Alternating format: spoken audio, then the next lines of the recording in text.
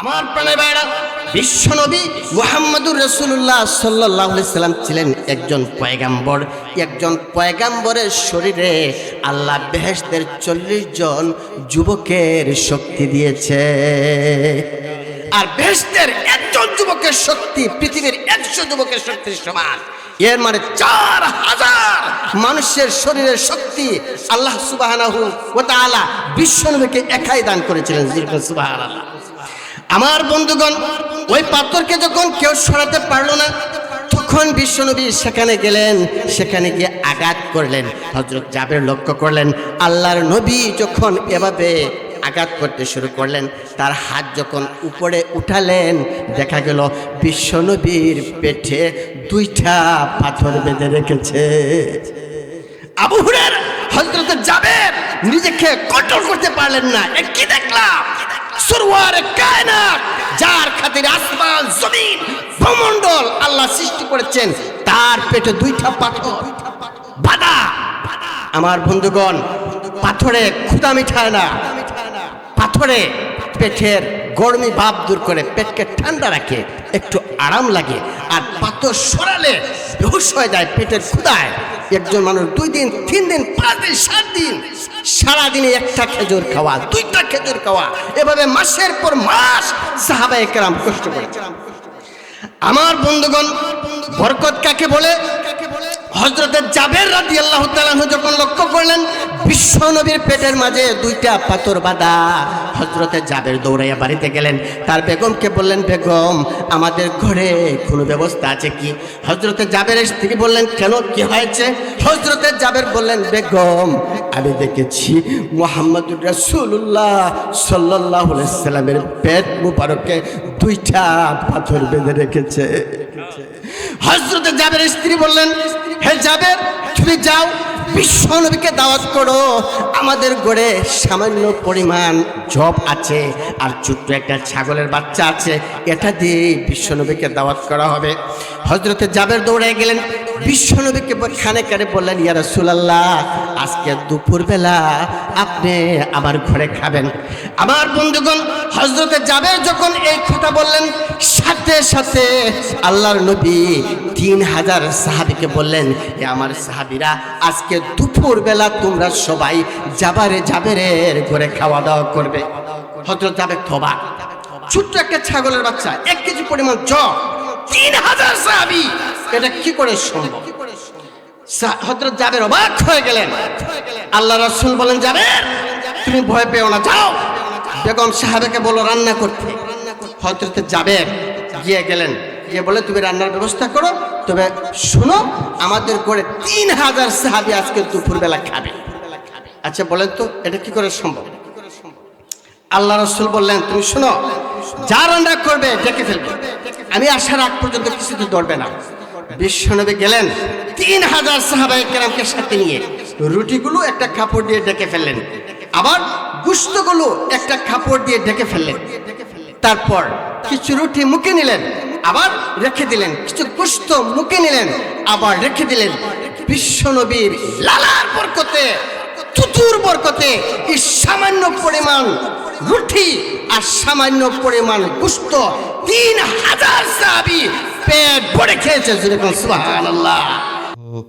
ومن يضلله فلا هادي له ونشهد أن لا إله إلا الله وحده لا شريك له ونشهد أن سيدنا وسندنا ونبينا وشفيعنا وحبيبنا ومولانا محمدا عبده ورسوله أرسله بالحق بشيرا ونذيرا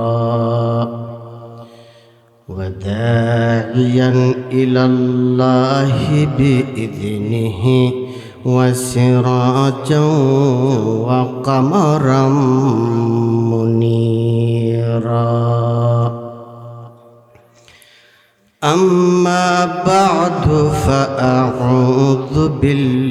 بالله من الشيطان الرجيم.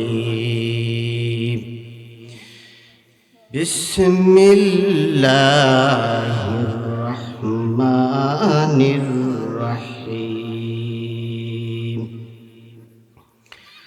وإذ أخذنا ميثاق بني إسرائيل لا تعبدون إلا الله وبالوالدين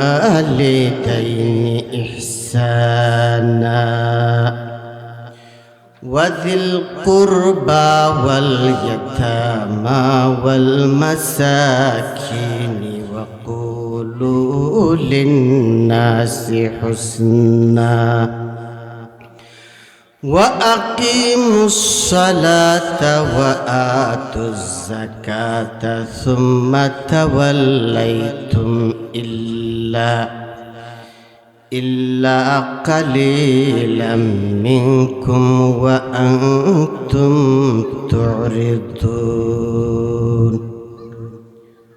أعوذ بالله من الشيطان الرجيم.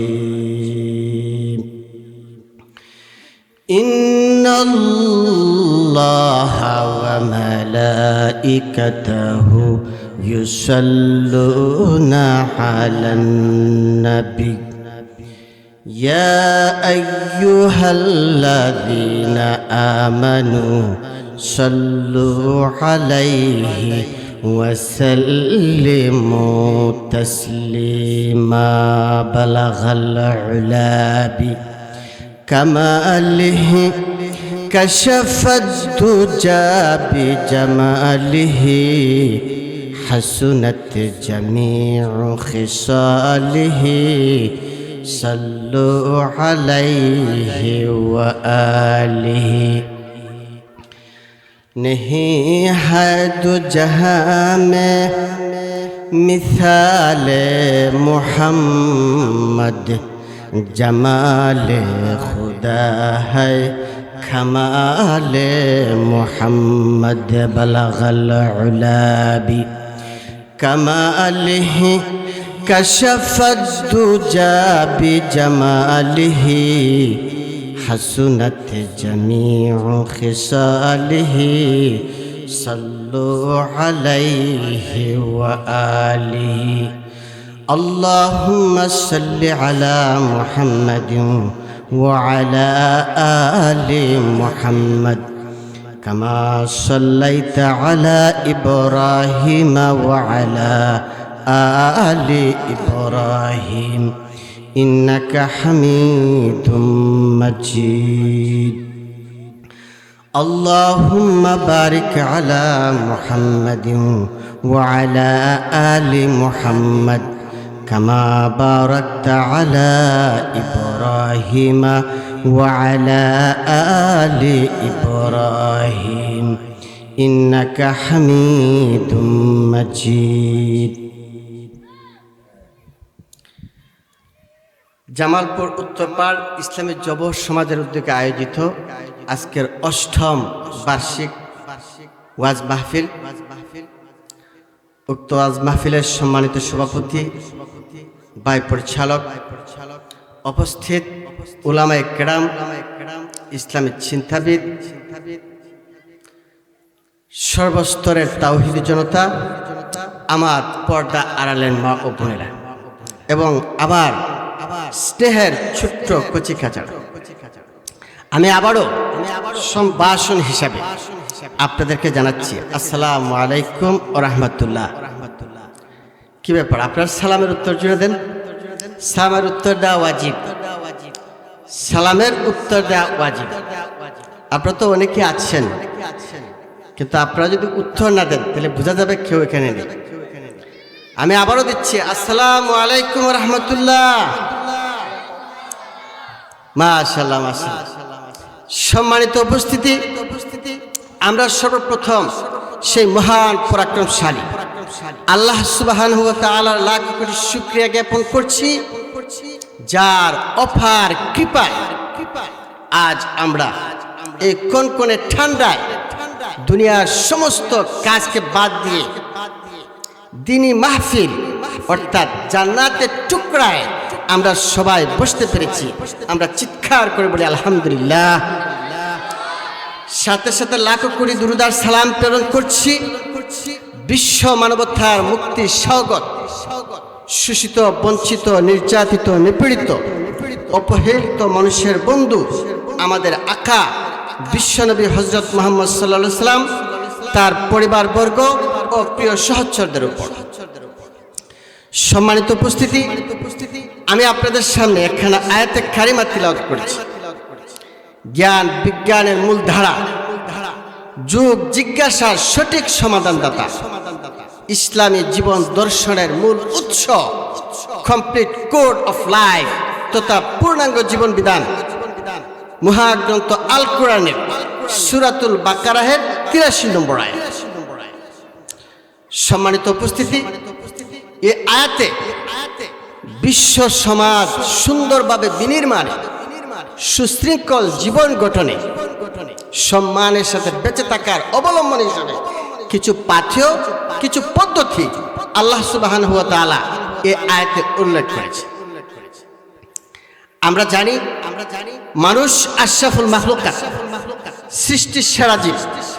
আর সৃষ্টির এই শ্রেষ্ঠত্বকে ধরে রাখার জন্য আল্লাহ সুবহানাহু ওয়া তাআলা যুগে যুগে নবী, রাসূল এবং তারই অবতীর্ণ কিতাব সমূহের মাধ্যমে বাতলে দিয়েছেন মানুষ চলার সঠিক পদ্ধতি। আমরা যদি সঠিক পথে চলতে পারি, বিশ্বনবী সাল্লাল্লাহু আলাইহি ওয়াসাল্লামের দেখানো পথে আমরা চলতে পারি, আমরা এই বিশ্ব ব্রহ্মাণ্ডে সম্মানের সাথে বেঁচে থাকতে পারব, ইজ্জতের সাথে বেঁচে থাকতে পারব এবং আমাদের সব চাওয়া পাওয়া আল্লাহর পক্ষ থেকে মিটানোর ব্যবস্থা করা হবে। তবে শর্ত হলো আমরা আল্লাহর বিধান মানতে হবে। যদি আমরা আল্লাহর হয়ে যাই, রাসূলের আদর্শের সৈনিক হয়ে যাই, আমাদের জীবন চলার সব দায়িত্ব আল্লাহ নিয়ে নেবে। আল্লাহ বলেন, ওয়াল্লাযীনা আমানু ওয়া আমিলুস সালিহাতি লাহুম মাগফিরাতুন ওয়া রিজকুন কারীম। যারা ঈমান আনে, নেক আমল করে, আল্লাহ সুবহানাহু ওয়া তাআলা তাদের ক্ষমা করে দেন এবং উত্তম জীবিকার ব্যবস্থা করে দেন। আমার ভাইরা, আজকে আমরা কত পেরেশানি করি জীবন চলার পথে।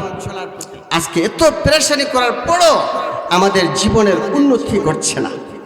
সামাজিকভাবে আমরা সম্মানের সাথে বাঁচতে পারছি না। অভাব, অনটন, রাজনৈতিক নিপীড়ন, অর্থনৈতিক শোষণ, জুলুম, নির্যাতনের শিকার আমরা হচ্ছি।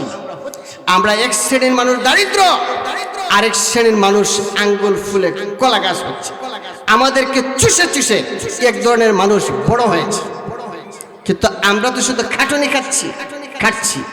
আমাদেরকে ব্যবহার করে এরা এসি রুমে ঘুমায়, স্যাটেলাইট, ইন্টারনেটের সমস্ত সুযোগ সুবিধা এরা বুক করে, আর আমরা শুধু নির্যাতিত হচ্ছি। সারাদিন খাচ্ছি, মাথার গাম পায়ে ফেলছি, কিন্তু ভাগ্যের কোনো উন্নতি করছে না। যাই হোক, আমি বলবো আপনাদেরকে সচেতন হতে হবে। আর সচেতনতার প্রথম ধাপ হচ্ছে আল্লাহর কাছে নিজেকে সঁপে দিতে হবে। যদি আপনারা আল্লাহর কাছে নিজেদের সঁপে দেন, আপনাদের সব দায়িত্ব আল্লাহ নেবে। আমাদের রিজিকের ব্যবস্থা আল্লাহ করে দিবে, আমাদের সম্মানের ব্যবস্থা আল্লাহ করে দিবে, আমাদের ছেলে মেয়েকে আল্লাহ সঠিক রাস্তা দেখাবে। আমরা যদি রাসূলের আদর্শে নিজেদেরকে গড়ে তুলতে পারি।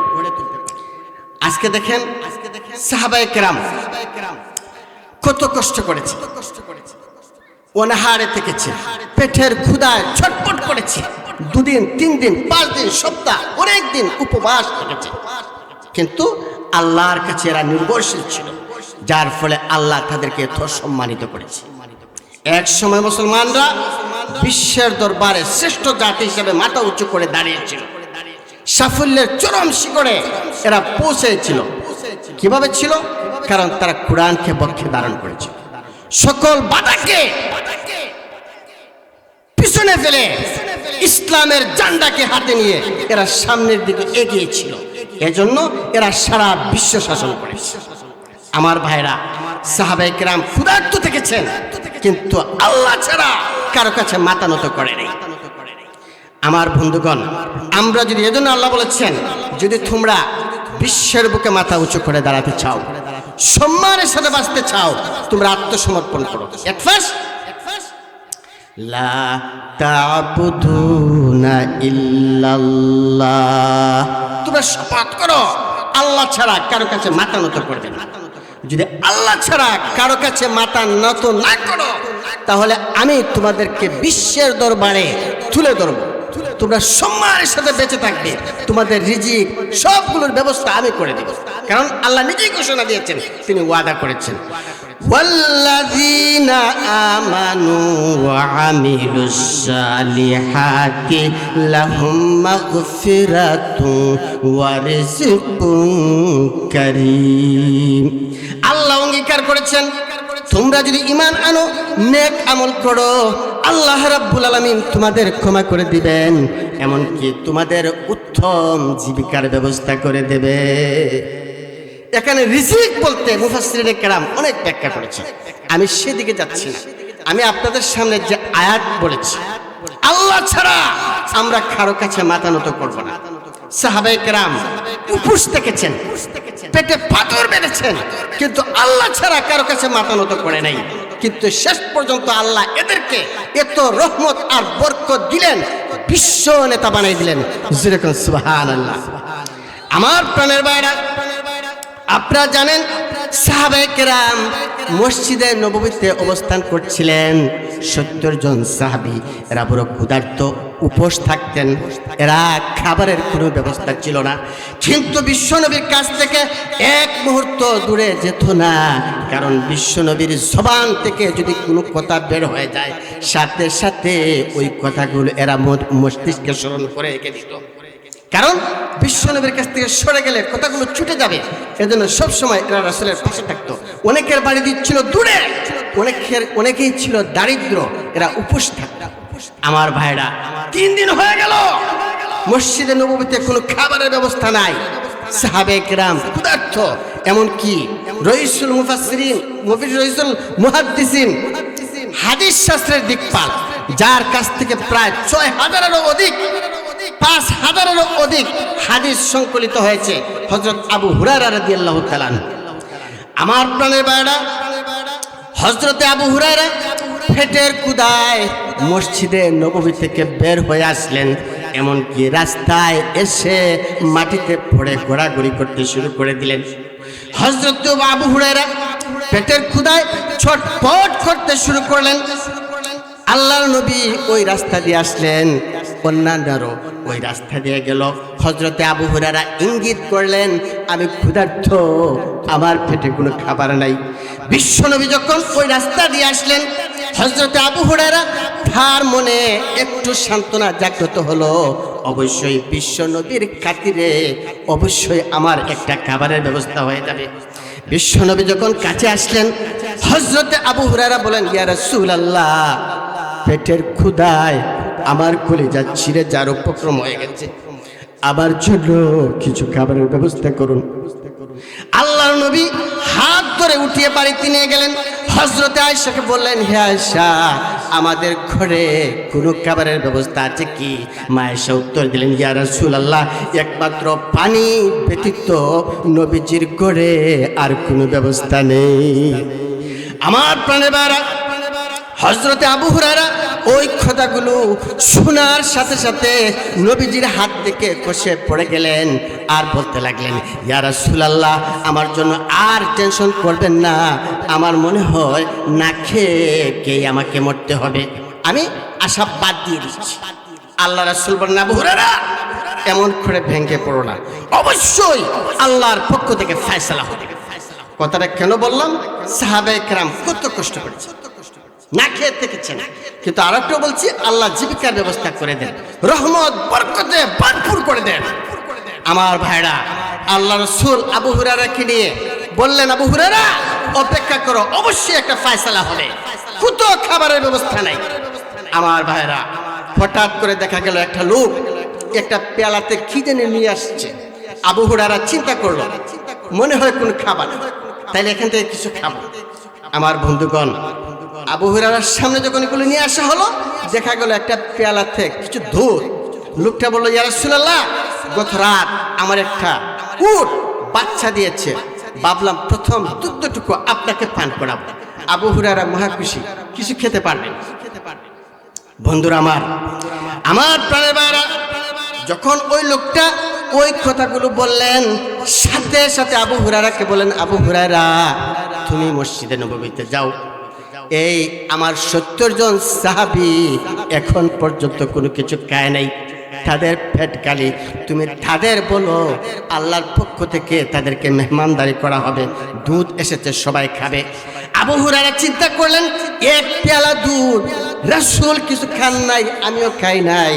আবু হুরায়রা, হযরত আয়েশা ক্ষুধার্ত, আবার 70 জন সাহাবী কেমন করে এটা পান করবে? বললেন তাদেরকে বলো। আবু হুরায়রা তাদের বললেন, হে নবীর সাহাবী, তোমাদের জন্য খাবারের ব্যবস্থা করা হয়েছে, তোমরা আসো। আমার প্রাণের ভাইরা, যখন সবাই আসলো, আল্লাহর নবী বললেন, আবু হুরায়রা, নেকড়া দিয়ে এটা ডেকে ফেলো আর ডান দিক থেকে শুরু করবে, এভাবে সবাইকে তুমি খাওয়াবে। আর শুনে রাখো, যতক্ষণ পর্যন্ত এই দুধ যতক্ষণ পর্যন্ত তার পেট না ভরে, ততক্ষণ পর্যন্ত তুমি তার মুখের মাঝে এভাবে ধরে রাখবে। এটা কিভাবে সম্ভব? আমার ভাইরা, ডান দিক থেকে শুরু করা হলো। 1 জন, 2 জন, 3 জন, 4 জন, 5 জন, 70 জন সাহাবী পেট ভরে পান করলেন, তারপরও দুধ রয়ে গেছে। যেরকম সুবহানাল্লাহ। এর নাম হচ্ছে বরকত, বরকত, বারাকা। আল্লাহর পক্ষ থেকে যদি বারাকা হয়ে যায়, তাহলে আমাদের কোনো ভয় আছে? আমার ভাইরা, 70 জন সাহাবী পেট ভরে খেলেন। এরপরে দেখেন, এরা ধৈর্য ধরেছে, আল্লাহর পক্ষ থেকে রহমত আর বরকত এসেছে। এরপরে তারা সারা পৃথিবীতে সবচেয়ে ধনী মানুষে পরিণত হয়ে গেল। সাহাবায়ে কেরাম এত গরিব ছিলেন, না খেয়ে থাকছেন। একজন গরিব মানুষের কথা বলবো, আব্দুর রহমান ইবনে আউফ, তার বাড়িঘর সব কুরাইশরা নিয়ে গেল। কিন্তু ওই আব্দুর রহমান ইবনে আউফ ছিলেন পৃথিবীর 2 নম্বর ধনী মুসলমানদের মাঝে। ওই আব্দুর রহমান ইবনে আউফ প্রতিদিন একটা উট জবাই করতেন। 2 থেকে 300 মানুষকে প্রতিদিন ওনার বাড়িতে মেহমানদারি করা হতো। এবার বুঝেন উনি কত বড় ধনী ছিলেন। যারা খেতে পারতো না, ক্ষুধার্ত থাকতো, কিন্তু আল্লাহ তাকে এত রহমত আর বরকত দিলেন, প্রতিদিন 2 থেকে 300 মানুষকে উনি মেহমানদারি করাতো। দেখেন বাংলাদেশে কয়জনে পারবে? আমার ভাইরা, এজন্য আমরা যদি আল্লাহর উপর নির্ভরশীল হয়ে যাই, হযরত আনাস ইবনে মালিক রাদিয়াল্লাহু তাআলা কয়েকশো উটের বাগান ছিলেন। আল্লাহ রাসূল তার জন্য দোয়া করেছিলেন, তাকে আল্লাহ ধনে সম্পদে, মালে আর জনে ভরপুর করে দিলেন। আমার প্রাণের ভাইরা, যদি আমরা, আল্লাহ বলেন লা তা'বুদুনা ইল্লাল্লাহ, তোমরা আল্লাহ ছাড়া কারো কাছে মাথা নত করবে না, তখন আল্লাহ বলেন ওয়াল্লাযীনা আমানু ওয়া আমিলুস সালিহাতি লাহুম মাগফিরাতুন ওয়া রিজকুন কারীম। আল্লাহ রিজিকের ব্যবস্থা। আমরা তো শুধু পেরেশানি করি, ভবিষ্যৎ কি হবে, ছেলে মেয়েকে কিভাবে সেটেল করব। আসলে আমরা আল্লাহর উপর ভরসা করি না, যার ফলে আমরা পেরেশানি করি। আমার ভাইরা, আল্লাহর পক্ষ থেকে বরকত আসতে হবে। আল্লাহর পক্ষ থেকে যদি বরকত না হয়, সারা দিন পেরেশানি করেন, মাথার গাম পায়ে ফেলেন, ভাগ্যের পরিবর্তন করবে না। শান্তি দেওয়ার মালিক আল্লাহ। বরকত কাকে বলে? আরেকটা ঘটনা বলি। আমার ভাইরা, খন্দকের যুদ্ধ শুরু হয়েছে। 90টি দল, 90টি গোষ্ঠী এক জাকে মদিনার উপর আক্রমণ করেছে। রাসূলুল্লাহ সাল্লাল্লাহু আলাইহি সাল্লাম সালমান ফারসির পরামর্শে মদিনার চতুর্দিকে খাল খনন করলেন, যাতে কাফেররা মদিনায় ঢুকতে না পারে। সবাই খাল খননের কাজ শুরু করল। আমার প্রাণের ভাইরা, যখন সবাই খাল খনন করতে শুরু করলেন, সবার পেটে একটা করে পাথর বাঁধা। তাদের পেটে খাবার নাই, তাদের সবার পেটে পাথর বাঁধা। হযরতে জাবের রাদিয়াল্লাহু তাআলা আনহু লক্ষ্য করলেন আল্লাহ রাসূলের পেটে দুইটা পাথর, এটা কিভাবে? সাহাবায়ে কেরাম যখন খন্দক খনন করতে শুরু করলেন, চতুর্দিকে খননের কাজ শুরু হলো। একটা বিশাল পাথর পাওয়া গেল, ওই পাথরটাকে ভাঙা যাচ্ছে না। তারা রাসূলের কাছে গেলেন, বলেন ইয়া রাসূলুল্লাহ, ওই পাথরটা আমরা ভাঙতে পারছি না। আমার প্রাণের ভাইরা, বিশ্বনবী মুহাম্মদুর রাসূলুল্লাহ সাল্লাল্লাহু আলাইহি সাল্লাম ছিলেন একজন পয়গাম্বর। একজন পয়গাম্বরের শরীরে আল্লাহ বেহেশতের 40 জন যুবকের শক্তি দিয়েছে। আর বেহেশতের একজন যুবকের শক্তি পৃথিবীর 100 যুবকের শক্তির সমান। এর মানে 4000 মানুষের শরীরের শক্তি আল্লাহ সুবহানাহু ওয়া তাআলা বিশ্বনবীকে একাই দান করেছিলেন। সুবহানাল্লাহ।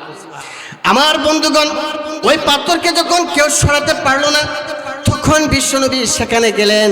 সেখানে গিয়ে আঘাত করলেন। হযরত জাবের লক্ষ্য করলেন, আল্লাহর নবী যখন এভাবে আঘাত করতে শুরু করলেন, তার হাত যখন উপরে উঠালেন, দেখা গেল বিশ্বনবীর পেটে দুইটা পাথর বেঁধে রেখেছে।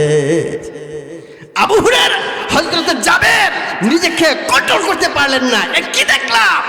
সুরওয়ারে কায়নাত, যার খাতিরে আসমান জমিন ভূমণ্ডল আল্লাহ সৃষ্টি করেছেন, তার পেটে দুইটা পাথর বাঁধা। আমার বন্ধুগণ, পাথরে ক্ষুধা মিটায় না, পাথরে পেটের গরমি ভাব দূর করে, পেটকে ঠান্ডা রাখে, একটু আরাম লাগে।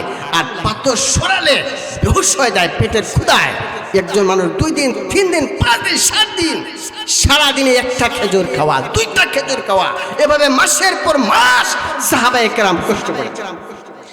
আমার বন্ধুগণ, বরকত কাকে বলে? হযরত জাবের রাদিয়াল্লাহু তাআলা যখন লক্ষ্য করলেন বিশ্বনবীর পেটের মাঝে দুইটা পাথর বাঁধা, হযরত জাবের দৌড়াইয়া বাড়িতে গেলেন। তার বেগমকে বললেন, বেগম, আমাদের ঘরে কোনো ব্যবস্থা আছে কি? হযরত জাবেরের স্ত্রী বললেন, কেন, কি হয়েছে? হযরত জাবের বললেন, বেগম, আমি দেখেছি মুহাম্মদুর রাসূলুল্লাহ সাল্লাল্লাহু আলাইহি সাল্লামের পেট মুবারকে দুইটা পাথর বেঁধে রেখেছে। হযরত জাবেরের স্ত্রী বললেন, হে জাবের, তুমি যাও, বিশ্বনবীকে দাওয়াত করো। আমাদের ঘরে সামান্য পরিমাণ জব আছে আর ছোট্ট একটা ছাগলের বাচ্চা আছে, এটা দিয়ে বিশ্বনবীকে দাওয়াত করা হবে। হযরত জাবের দৌড়ে গেলেন, বিশ্বনবীকে খানে কানে বললেন, ইয়া রাসূলুল্লাহ, আজকে দুপুরবেলা আপনি আমার ঘরে খাবেন। আমার বন্ধুগণ, হযরত জাবের যখন এই কথা বললেন, সাথে সাথে আল্লাহর নবী 3000 সাহাবীকে বললেন, এ আমার সাহাবীরা, আজকে দুপুরবেলা তোমরা সবাই জাবেরের ঘরে খাওয়া দাওয়া করবে।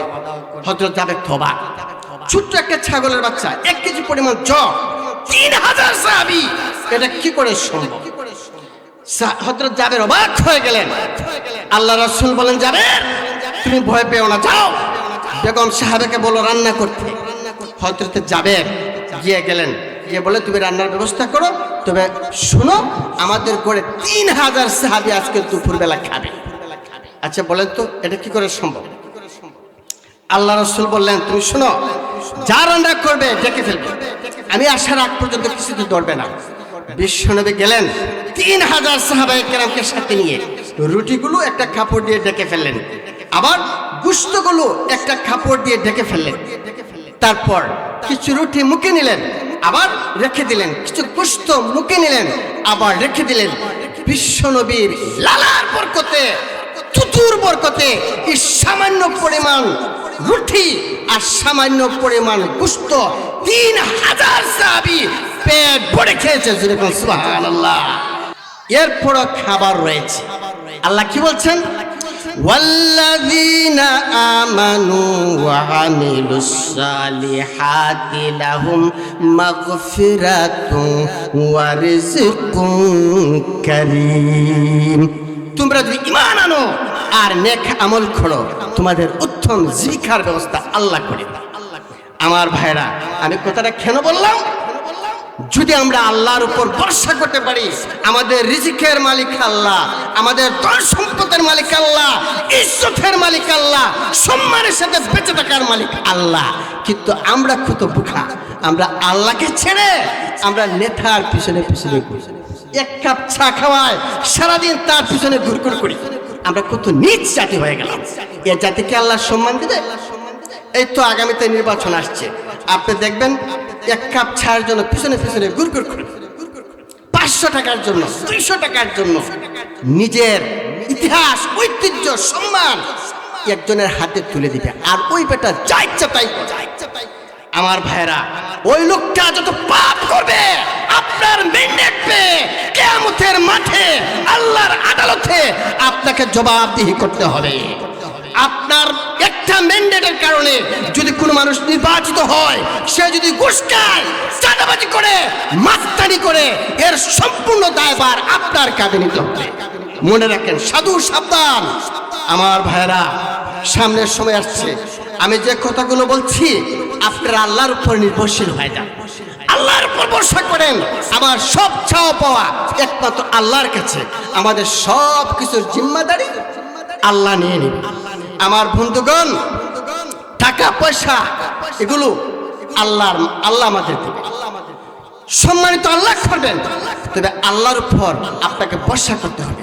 আপনারা দেখুন, যারা আল্লাহওয়ালা হয়ে গেছে, এরা হাজার হাজার বছর আগে মারা গেছে, এখনো তাদেরকে মানুষ সম্মান করে।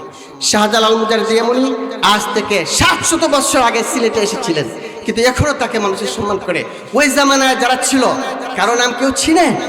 শাহজালালের নাম ছিল। আব্দুল কাদের জিলানী সম্মানিত হয়ে গেলেন। আব্দুল কাদের জিলানীর নাম শুনে সবাই তাদের সম্মান করে, তাদের সময়। আচ্ছা বলেন তো, আব্দুল কাদের জিলানীর জামানায় ওই সময় তার দেশের প্রেসিডেন্ট কে ছিল, প্রাইম মিনিস্টার কে ছিল? কেউ চিনে?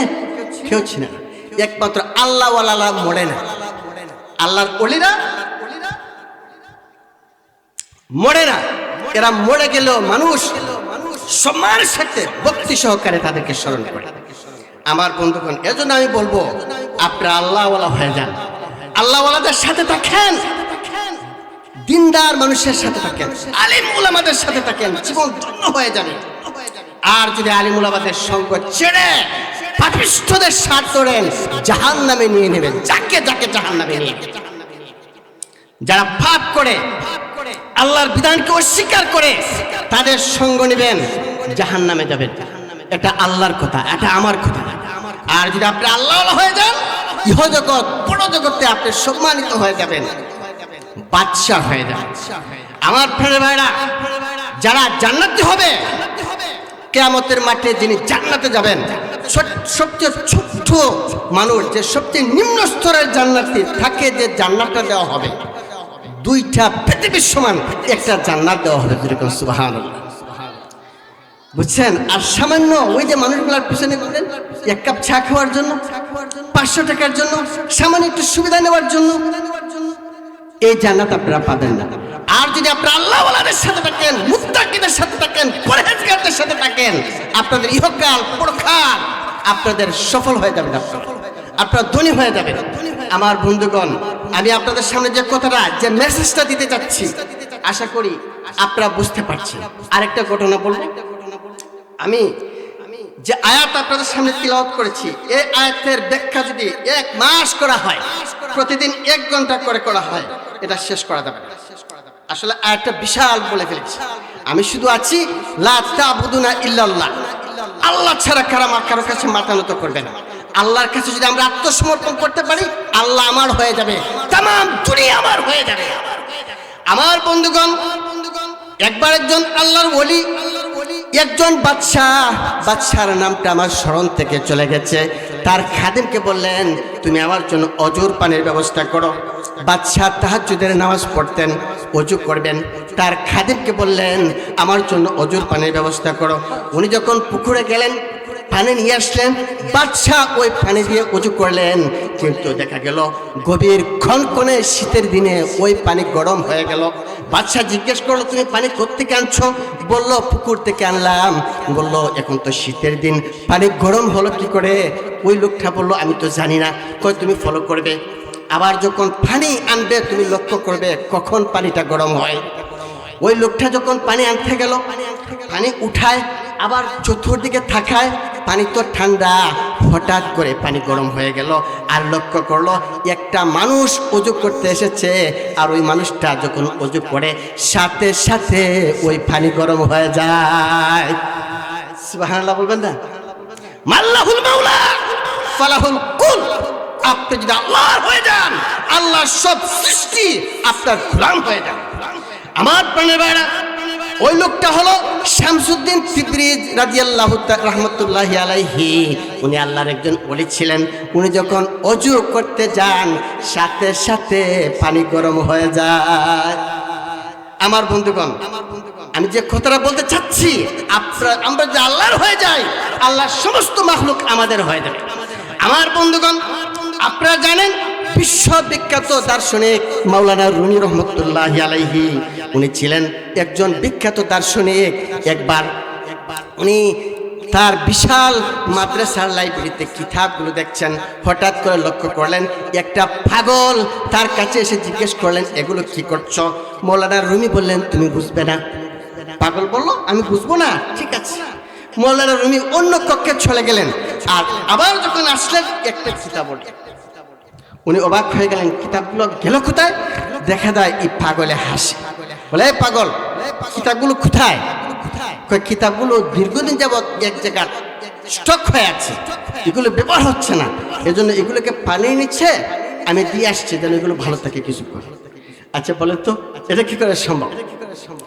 মাওলানা রুমি রাগ করলেন, বলে, রাগ করে কেন? আমার কিতাবকে আমি নষ্ট করছি, এগুলো তো ভালোর জন্যই করেছি।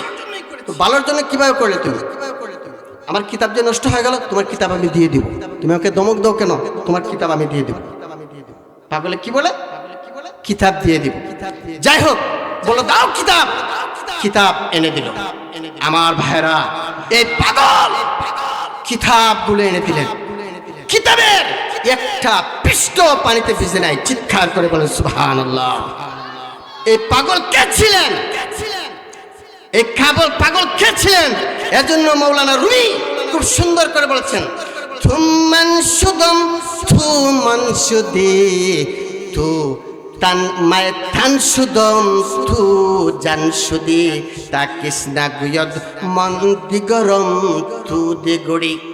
আমি তুমি হয়ে যাও, তুমি আমি হয়ে যাই, হে আল্লাহ আমি দেহ হয়ে যাই, আর তুমি আমার রব আল্লাহ, তুমি স্বয়ং আমার আত্মা হয়ে যাও। মাওলানা রুমি কোন পর্যায়ে লাস্টে পৌঁছছিলেন তাসাউফের, আমি কথাগুলা বলছি। আমার বন্ধুগণ, এই পাগলকে মাওলানা বললেন, এটা কি করে সম্ভব? বলো তুমি বুঝবে না। এর মানে ওই যে প্রথম বলছিল, এগুলো কি বলছিল, তুমি বুঝবে না, এগুলোর জবাব দিয়েছে। বলো হুজুর আমার ভুল হয়ে গেছে, আপনি ক্ষমা করে দেন, আমি আপনার কাছে মুরিদ হয়ে যাব, আমি এগুলো শিখতে চাই। তখন ওই পাগল বলল, তুমি কি কালিমা পড়তে জানো? উনি একজন বিশাল ইসলাম ইউনিভার্সিটির প্রিন্সিপাল, ওয়ার্ল্ড ফেমাস সায়েন্টিস্ট, বিশ্ববিখ্যাত ফিলোসোফার, বিশ্ববিখ্যাত দার্শনিক। উনাকে বলে, তুমি কি কালিমা জানো? বলো হুজুর আমি পড়ি, আপনি দেখেন। আমার প্রাণে ভাইরা, মাওলানা রুমি যখন পড়লেন লা ইলাহা ইল্লাল্লাহু মুহাম্মাদুর রাসূলুল্লাহ, তখন ওই পাগল বলল হয় না। পাগল বলল হয় নাই। হুজুর আপনি আমাকে শিখান। হয় নাই, আপনি শিখান। বলল ওযু করে আসো। ওযু করে আসলেন। দুইজন নামাজের শুরুতে পাশাপাশি বসলেন। বসার পরে বলল চোখ বন্ধ করো। চোখ বন্ধ করলেন। এবার বলল আমার সাথে পড়ো, লা ইলাহা ইল্লাল্লাহু মুহাম্মাদুর রাসূলুল্লাহ। আমার প্রাণের ভাইরা, যখন মাওলানা রুমি লা ইলাহা ইল্লাল্লাহ শব্দ উচ্চারণ করলেন, সাথে সাথে দেখতে পেলেন স্বয়ং আল্লাহ আরশে আজিমে ওই দৃশ্যকে সরাসরি দেখছেন। আর যখন বললেন মুহাম্মাদুর রাসূলুল্লাহ, সাথে সাথে দেখা গেল রওজায়ে আতহরে বিশ্বনবী বসে বসে ওই দৃশ্যগুলো দেখে দেখে মুস্কি মুস্কি হাসছেন। যেরকম সুবহানাল্লাহ। এর মানে হচ্ছে আমরা কালিমা জানি না, কালিমার হাকিকত বুঝি না। এজন্য মৌলানা রুমি শেষ পর্যন্ত আল্লাহর এত ফানাফিল্লাহ হয়ে গেলেন, উনি নিজে বিখ্যাত মাসনবী শরীফ লিখলেন। এর মধ্যে একটা শ্লোক হচ্ছে, মান্তু সুদম তু জাসুদি মন্তান সুদম তু জাসুদি মান্তু সুদম তু মনসুদি মায় তান সুদম তু জানসুদি তাকিসনা গুয়দ মন্দি গরম তু দিগরি। হে আল্লাহ, আমি তুমি হয়ে যাও, তুমি আমি হয়ে যাই, আমি দেহ হয়ে যাই, তুমি আত্মা হয়ে যাও, যেন কেউ বলতে না পারে তুমি কেহ আমি কেহ, আমি তুমি তুমি আমি। এটা তাসাউফের একটা শেষ পর্যায়ে। আমার বন্ধুগণ, আমি যে কথাটা বলতে চাচ্ছি, যদি আমরা আল্লাহর ওয়ালা হয়ে যাই, তাম পৃথিবী আমাদের হয়ে যাবে। আমি শুধু একটা কথা বললাম, আগামীতে যদি সুযোগ পাই ধারাবাহিকভাবে বলতে থাকবো ইনশাআল্লাহ। আমাদের সম্মানিত মেহমানরা এসে গেছেন, আমি আপনাদের সময় নষ্ট করব না। তবে এটা আমার এলাকা, আমার বাড়ি, আমার আত্মীয় স্বজন সবাই, আমার একটা হক আছে সবার জন্য। আমি একটু খান্না করে দোয়া করা, আপনারা আমায় বেয়াদবি মাফ করাবেন। আমরা সামান্য একটু মনোযোগ করি। সাল্লাল্লাহু আলা সাইয়্যিদিনা ওয়া মাওলানা মুহাম্মদ ওয়া আলা আলিহি ওয়া আসহাবিহি ওয়া বারাকা ওয়া সাল্লাম। আল্লাহুম্মা আমিন। রব্বানা যালামনা أنفسنا وإن لم تغفر لنا وترحمنا لنكونن من الخاسرين। আসমান জমিনের মালিক রাব্বুল আলামিন, আজকে গভীর রাতে আল্লাহ আবার আত্মীয় স্বজনকে সামনে নিয়ে, আল্লাহ আমি ছোটবেলা থেকে সবার সাথে উঠা বসা করেছি। আমার সামনের পিছনের ডানে বামের সবগুলো মানুষ আমাকে এত ভালোবাসে, আল্লাহ আমিও তাদেরকে ভালোবাসি। আল্লাহ তোমার কাছে ভিক্ষা চাই, আজকের মাহফিলের খাতিরে আমাদের সমস্ত গ্রামবাসীর যাবতীয় গুনাহকে মাফ করে দাও, আমাদের মধ্যেখানদের তামাম জিন্দেগির গুনাহকে মাফ করে দাও রাব্বুল আলামিন। আমাদের মা বাবা দাদা দাদি নানা নানি চাচা চাচি ফুফু খালা আত্মীয় স্বজন বন্ধু বান্ধব আমাদেরকে যারা ভালোবাসতেন, আমরা যাদেরকে ভালোবাসি আল্লাহ অধিকাংশ কবরে চলে গেছেন। আল্লাহ জানি না কার সাথে তুমি কিরূপ আচরণ করছো রাব্বুল আলামিন, জানি না কার কবরে দাও দাও করে আগুন জ্বলছে রে মওলা রাব্বুল আলামিন।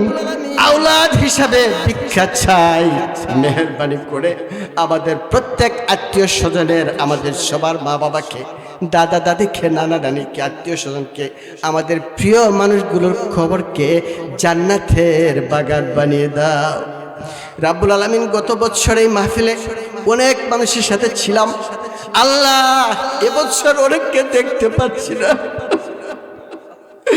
রাব্বুল আলামিন।